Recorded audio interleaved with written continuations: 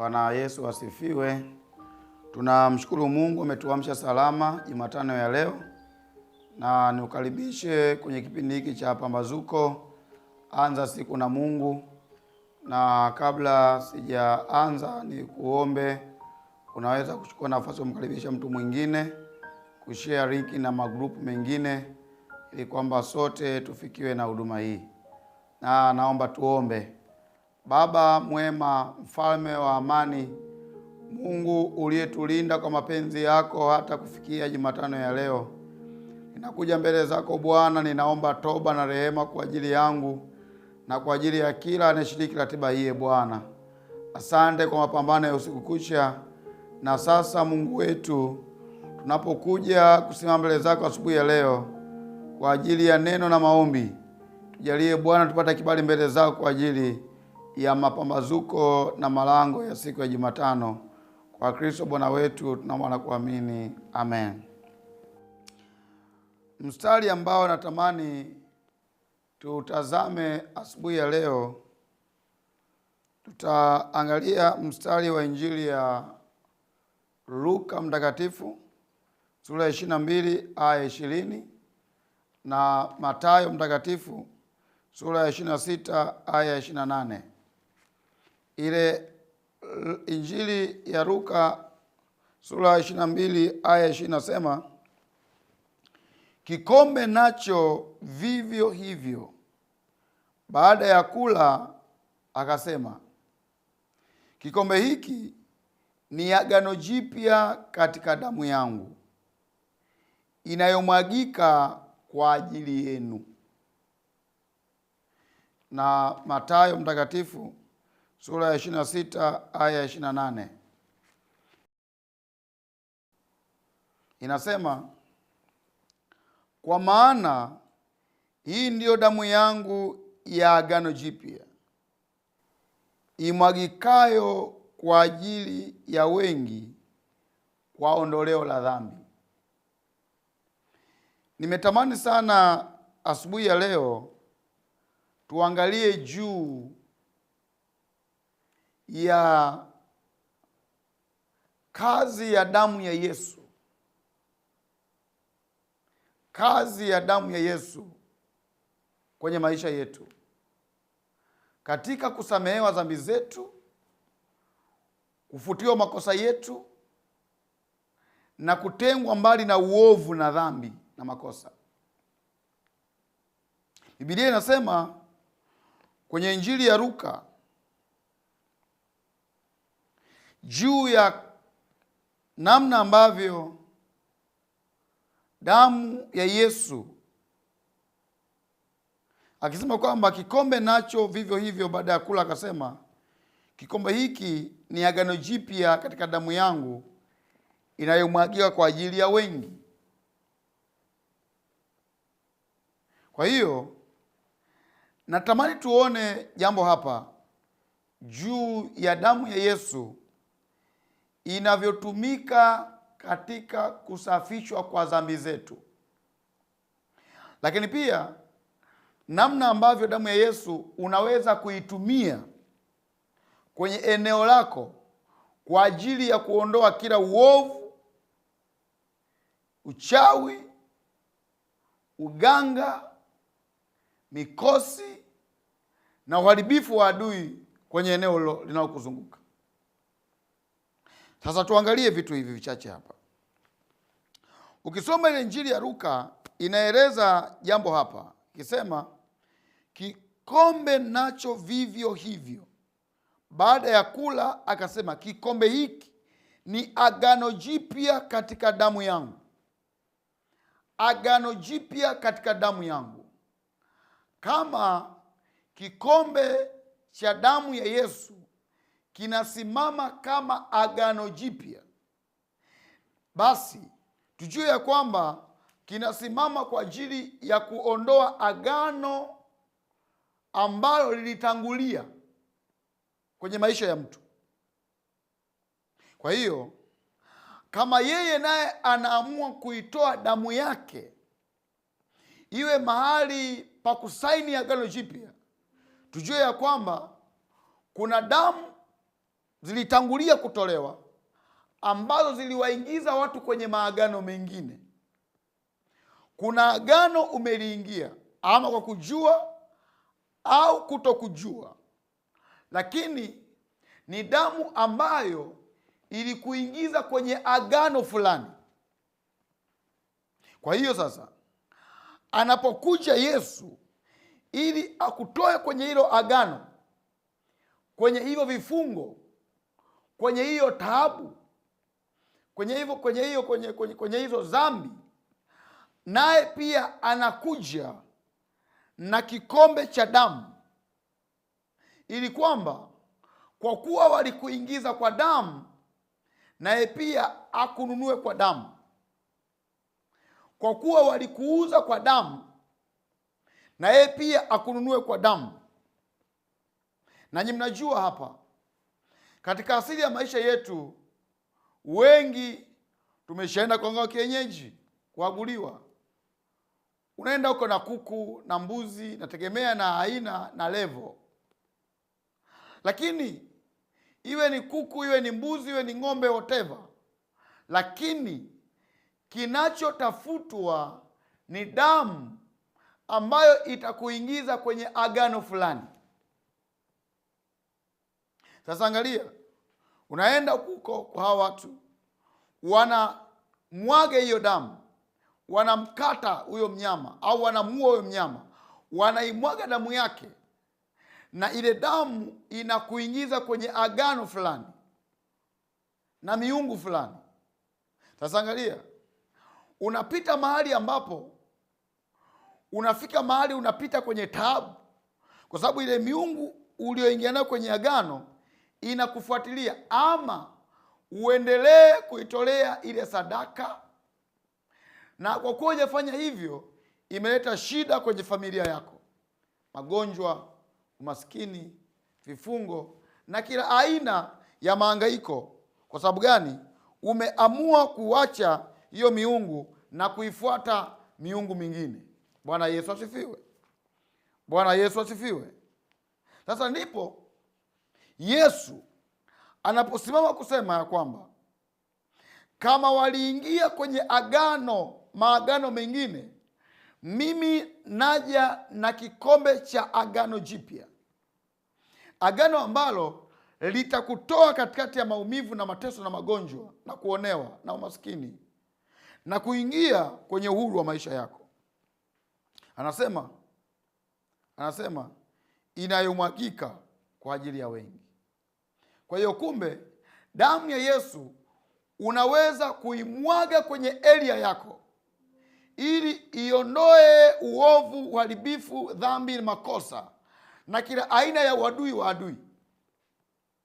Kama walikuja mahasimu wako wakamwaga damu ya mbuzi, kuku na damu nyingine kwenye eneo lako, wewe pia una mamlaka ya kuenda na kuichukua damu ya Yesu na kuimwaga kwenye ardhi ili iweze kuondoa yale maagano ya mwanzo. Ziko biashara haziendi kwa sababu kuna watu wameenda pale wakamwaga damu, na wengine ni zaidi kabisa, wanaamka asubuhi kuta kumemwagwa damu kwenye uwanja, kumemwaga damu kwenye mlango wa biashara, kumemwaga damu kwenye eneo lako la kuendea ofisini, kuna damu kwenye kiti chako cha ofisini. Wako watu wamekutana hayo mambo.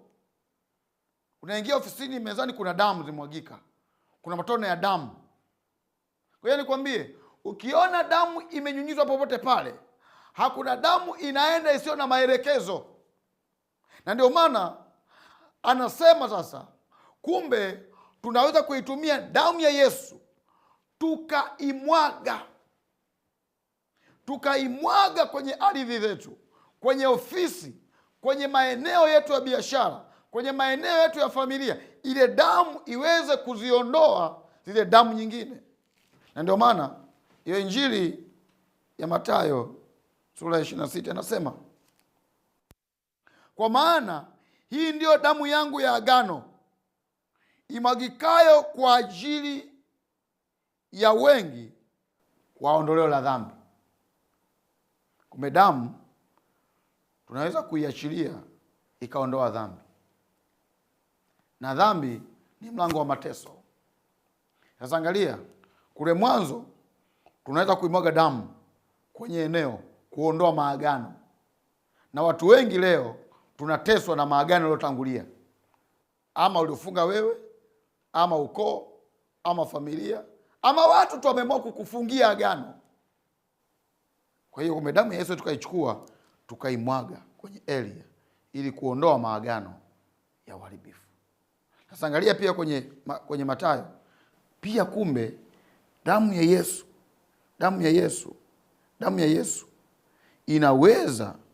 inaweza asema, kwa maana hii ndio damu yangu ya agano imwagikayo kwa ajili ya wengi kuondoa dhambi. Kumbe pia damu pia inaweza kuondoa dhambi. Damu inaondoa dhambi, inafuta makosa. Kwa hiyo kama unapita mahali pagumu na unajua kwamba nayo yapitia ni kwa sababu kuna mahali sikuenda vizuri na Mungu, kuna makosa niliyafanya mahali, kuna dhambi niliifanya mahali, damu ya Yesu ina hiyo nguvu ya kuinyonya hiyo dhambi na ukawa mtu mpya. Ni eneo gani ambalo unahitaji damu ya Yesu? Wengine maeneo yao yalifanyiwa mambo ya hovyo. Watu wanazini kwenye ofisi yako, watu wanazini kwenye kampuni yako. Wewe kama bosi wa hilo eneo, ngoja nikwambie, pita na damu ya Yesu. Nyunyiza damu ya Yesu kwenye kampuni yako, kwenye ofisi yako. Kama kuna watu walifanya dhambi kwenye ofisi, tumeshuhudia watu maofisini wanafanya uasherati, mashuleni, wapi, na laana inaingia kwenye chuo, laana inaingia kwenye area, laana inaingia kwenye kampuni. Kwa nini? Ndani ya kampuni watu wakafanya uovu. Wewe kama owner, kama mmiliki, kama bosi, au kama ni muombaji wa hilo eneo, chukua damu ya Yesu, pita kwenye hiyo kampuni yenu, kwenye ofisi yenu, nyunyiza damu ya Yesu kwa ajili ya kuondoa dhambi. Sababu lipo na dhambi pana laana. Mnashangaa mambo hayazalishwi, mambo hayaendi, baraka hazionekani, ofisi inapukutika kwa sababu kuna watu wamefanya uovu ofisini. Kuna watu wamekuja na madawa ya kichawi ofisini, wanamwaga madudu ya kichawi ofisini. Wewe uliookoka, wenye neema hii, nenda na damu ya Yesu. Damu ya Yesu yenyewe itafuta uovu wote, itafuta dhambi zote, itafuta maagano yote, itasimamisha agano kamili la Mungu aliye hai. Na hapo ndipo penye ushindi wako na kustawi kwako. Ni familia. Kuna familia ambazo pengine ndugu wa familia moja anaenda huko, anachukua madawa, anachimbia kwenye ardhi ya familia. Wewe usiongee naye, pita na damu ya Yesu. Pita na damu ya Yesu, imwage. Haya nikwambie, unasema na imwagaje mtumishi? Nenda kwa maneno, sema kwa maneno, kwa imani. Anasema imani ni kuwa na hakika mambo yatajua. Pita hapo, mwambie Bwana Yesu, na mwaga damu yako, na mwaga damu yako. Unatamka, unaamini, unatamka, unafanya ishara, unasema Bwana Yesu, na ofisi hii, kwenye ardhi hii, kwenye nyumba hii, na mwaga damu yako, na nyunyiza damu yako, na mwaga damu yako, na mwaga damu yako. Unaposema namna hiyo, ile damu inakwenda kama maji, inasambaa kama maji. Bwana akikuacha rohoni, utaona damu ikisambaa kwenye area yako. Mungu anaachilia nguvu ya uponyaji, nguvu ya urejesho, nguvu ya ukombozi. Mungu anaingilia kati, anavunja kila madhabahu kwenye hilo eneo, na anaachilia madhabahu moja ya Mungu aliye hai kwenye eneo lako. Bwana Yesu asifiwe. Naomba tuombe hapa. Wako watu kwenye ofisi ambazo hazizalishi kabisa. Mnapambana, mambo hayaendi. Kumbe vile kuna watu nafanya uovu. Wewe simama leo, asubuhi ya leo, ombea ofisi yako, ombea kampuni yenu, ombea nyumba yako, ombea familia. Sema, Mungu Baba, ninakuja mbele zako, mimi mtoto wako. Nimesikia kwamba damu yako inanena mema, damu yako ni alama ya ukombozi, damu yako inasimamisha agano jipya. Ninaomba Bwana, popote ambapo pana agano lililosimama ama kwa kujua au kutokujua, ninaomba leo damu ya Yesu ninaimwaga kwenye eneo la familia, kwenye nyumba ya familia, kwenye familia yangu, kwenye nyumba yangu. Damu ya Yesu ninaimwaga hadi nje ya nyumba, kwenye uwanja, kwenye shamba, kwenye saiti yetu. Bwana, uovu wowote uliofanyika kwa kujua au kutokujua, damu ya Yesu inene mema, inene mema, inene mema. Iondoe hayo maagano, iondoe hayo maagano. Damu ya Yesu na inyunyiza kazini, kwenye meza yangu, kwenye kompyuta yangu, kwenye faili yangu, kwenye kiti changu cha ofisini. Damu ya Yesu na inyunyiza, na imwaga ofisini. Kila uovu uliofanyika kwenye ofisi yangu ninaondoa leo. Kukataliwa, magonjwa, kukosa hamu ya kazi, damu ya Yesu na imwaga kwenye kampuni yangu, kwenye kampuni yangu. Kila uovu uliofanyika kwa siri au kwa wazi, leo hii damu ya Yesu ikaondoe hiyo dhambi, ikaondoe hayo makosa, ikafute hiyo laana. Na tangu leo kampuni yangu, ofisi yangu ikazalishe kwa jina la Yesu, kwa damu ya Yesu, kwa damu ya Yesu. Bwana, ninaomba damu yako na nyunyiza juu ya mwili wangu, juu ya mwili wangu. Kila uharibifu, kila uovu, kila ugonjwa, kila udhaifu uniachie, uniachie. Damu ya Yesu kwa watoto wangu, kwa mke wangu, kwa mme wangu, mama yangu, baba yangu, ndugu zangu. Damu ya Yesu ikaondoe kila aina ya maagano ya mauti, kufa mapema, magonjwa ya mifupa, magonjwa ya moyo, magonjwa ya sukari, magonjwa ya presha, kila aina ya magonjwa. Damu ya Yesu naiachilia. Sema naiachilia kwenye uchumi wangu, naiachilia kwenye akaunti zangu, naiachilia kwenye mikono yangu. Damu ya Yesu ene mema kwa jina la Yesu. Endelea kuomba. Baba, kwa uweza wako na kwa nguvu zako umeachilia damu yako ya mwana wako Yesu Kristo iwe alama ya upatanisho wetu, iwe kifutio cha dhambi zetu, iwe kifutio cha laana na makosa na uovu wetu. Damu yako asubuhi ya leo ya Jumatano naiachilia kwa watoto wako, naiachilia kwa watumishi wako, naiachilia kwenye makampuni, kwenye biashara, kila mahali, njiani, barabarani, maeneo ambayo ajali kila siku zinatokea, kwenye njia panda, makutano ya njia. Damu ya Yesu, damu ya Yesu, damu ya Yesu. Nakataa vifo vya ghafla, vifo vya mapema, vifo vya ajali, damu kumwagika. Nakataa, nakataa, nakataa. Naombea njia kuu zote, naombea njia kuu zote, naombea wasafiri walioko nchi kavu, walioko hewani, walioko majini. Damu ya Yesu iwafuatilie. Nakataa kabisa, nakataa kabisa kila maagano yaliyowekwa ya kumwaga damu. Bwana, ninawafunika, nawafunika watoto wako ambao wananifuatilia. Tunaombea wanafunzi wanapoenda shuleni, damu ya Yesu iwalinde. Kuna shule ambazo kuna maagano, wanafunzi kila mwaka wanakufa. Hizo shule napeleka damu ya Yesu, napeleka damu ya Yesu. Hivyo vyuo napeleka damu ya Yesu. Hizo kampuni napeleka damu ya Yesu. Mwaka huu hakutatokea kifo cha mfanyakazi kwenye hiyo kampuni, kwenye hiyo ofisi, kwenye hiyo shule, kwenye hiyo taasisi, katika damu ya Yesu, katika damu ya Yesu. Kwenye hicho kitengo nakataa, nakataa vifo vya ghafla, vya ajali. Nakataa. Damu ya Yesu inene mema, nene mema juu ya huyu mama na ndoa yake, juu ya huyu baba na familia yake, juu ya huyu ndugu na uchumi wake na biashara yake. Damu ya Yesu naimwaga kama maji, kama maji. Ile damu ya Yesu ikanene mema, ikanene mema, ikafungue,